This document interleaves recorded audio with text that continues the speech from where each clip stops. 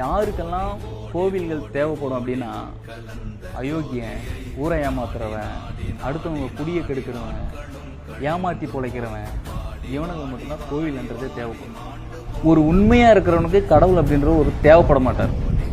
ஏன்னா உண்மையில் தான் கடவுள் அப்படின்றவரே குடியிருக்கார். ஒவ்வொருத்தனும் என்ன பண்ணுறானுங்க அப்படின்னா, மனசு சொல்கிற பேச்சுக்கிட்டு காசு பணத்தை காண்டி இங்கே என்ன வேணாலும் பண்ணிடலாம் அப்படின்னு எல்லாரையுமே ஏமாற்றி கொள்ளையடித்து அடுத்தவங்க வயிற்றில் அடித்து இப்படி ஏமாத்துற குணமும் ஒரு அரக்க குணமும் அவனுக்குள்ளார இருக்கிறதுனால தான் கடவுள் அவனுக்குள்ளார இருக்கார் அப்படின்றதையும் அவனால் ஏற்றுக்க முடியல, அவனால் நம்பவே முடியல.